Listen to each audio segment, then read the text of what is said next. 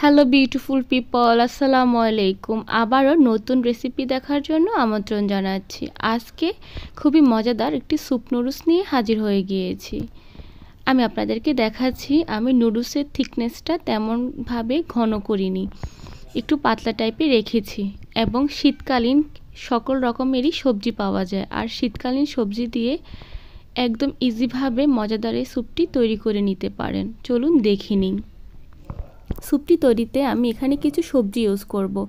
এখানে আমি বাঁধাকপি নিয়েছি, ফুলকপি নিয়েছি, পেঁয়াজ পাতা নিয়েছি, আর একটু ঝালের জন্য একটি কাঁচামরিচ নিয়েছি, আর স্যুপের সম্পূর্ণ ফ্লেভার পাওয়ার জন্য এখানে লেমন গ্রাস পাতা নিয়েছি। এছাড়াও এখানে 1 প্যাকেট ম্যাগি নুডলস নিয়েছি, আর একটু স্বাদটা বাড়ানোর জন্য ম্যাগি স্বাদে ম্যাজিক মশলা আর একটি ডিম নিয়েছি। প্রথমে একটি পাত্রের মধ্যে আমি 1 কাপের মতো ঠান্ডা পানি দিয়ে দিয়েছি। এরপরে এখানে বাকি সব মশলা দিয়ে দিব। এই পর্যায়ে এখানে আমি প্রথমে নুডলসের সাথে যে মশলাটা ছিল সেই মশলাটা দিয়ে দিচ্ছি। এরপর এখানে ম্যাগি স্বাদে ম্যাজিক যে মশলাটা, সেখান থেকে অর্ধেকটা মশলা এখানে আমি দিয়ে দিব। এখানে কিন্তু আমি কোনো রকম তেল এবং লবণ কিছুই ব্যবহার করব না। মশলার সাথে যে লবণটা আছে সেটাই আমার হয়ে যাবে। এরপরে আমার বানানো টমেটো সস দিয়ে দিব। টমেটো সসের রেসিপিটা আমি ডেসক্রিপশন বক্সে লিঙ্কটা আপনাদেরকে দিয়ে দিব।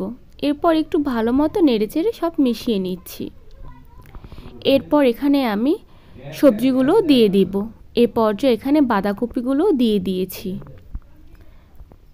এরপর এখানে ফুলকপিগুলো দিয়ে দিচ্ছি। এরপর স্যুপের ফ্লেভার পাওয়ার জন্য লেমন গ্রাস পাতাটাও দিয়ে দিয়েছি। এরপরে আমি একটু ভালো মতো সবগুলো সবজি সিদ্ধ করে নিব। 7-8 মিনিটের মতো সবগুলো সবজি আমি একটু ভালো মতো সিদ্ধ করে নিব। এরপর আবারও একটু সব কিছু নেড়েচেড়ে মিক্স করে নিচ্ছি। এ পর্যায়ে আমার সবজিগুলোর মধ্যে বলক চলে এসেছে, সুন্দর মতো একটি বলক চলে এসেছে। সবজিগুলোকে আমি আরও 2-3 মিনিটের মতো ভালো মতো সিদ্ধ করে নিব। যখন দেখব আমার সবজিগুলো সিদ্ধ হয়ে গিয়েছে, সে পর্যায়ে এখানে আমি নুডলসটা অ্যাড করে নিব। এ পর্যায়ে আমি নুডলসটা দিয়ে দিয়েছি। নুডলসটাকেও আমি একটু ভালো মতো সিদ্ধ করে নিব। এরপর আবারও একটু সব কিছু নেড়েচেড়ে দিচ্ছি। আপনারা চাইলে এখানে আরও বিভিন্ন রকমের ভেজিটেবলসও অ্যাড করে নিতে পারেন। এ পর্যায়ে পেঁয়াজ পাতা আর কাঁচামরিচটাও দিয়ে দিচ্ছি। আমার তোহামণি কিন্তু বেশ মজা করে স্যুপটা খায়, আর তাছাড়া আমার হাজব্যান্ডও এভাবে স্যুপ নুডলস তৈরি করলে খুব পছন্দ করে খেয়ে নেয়। এরপর আবারও সব কিছু নেড়ে চেড়ে নিয়েছি। এরপর এখানে আমি একটি ডিম ব্যবহার করব। এ পর্যায়ে এখানে একটি ডিম দিয়ে দিব। আপনারা চাইলে স্যুপের থিকনেস ঘন করার জন্য কর্নফ্লাওয়ারও দিতে পারেন, তবে আমার কাছে একটু পাতলা স্যুপটাই ভালো লাগে। ডিমের উপরে অল্প পরিমাণ কিছু লবণও দিয়ে দিয়েছি। এরপরে একটি ঢাকনা দিয়ে 2-3 মিনিটের মতো ঢেকে দিব। এরপর নামিয়ে নিব। নামানোর আগে দিয়ে অবশ্যই লবণটা দেখে নেবেন। খুব সহজে তৈরি হয়ে গেল মজাদার স্যুপ নুডলস।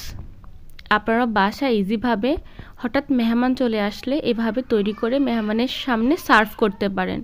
খেতে কিন্তু বেশ মজা হয়েছে। আর আমার তুহামণি কিন্তু এভাবে নুডলস খেতে বেশ পছন্দ করে। আপনারাও চাইলে বাচ্চাদেরকে এভাবে তৈরি করে দিতে পারেন। আশা করি তাদের অনেক পছন্দ হবে।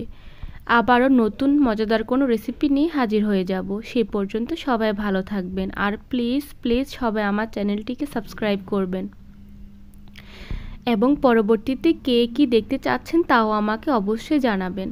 ভালো থাকবেন সবাই। আল্লাহ হাফেজ। আসসালামু আলাইকুম।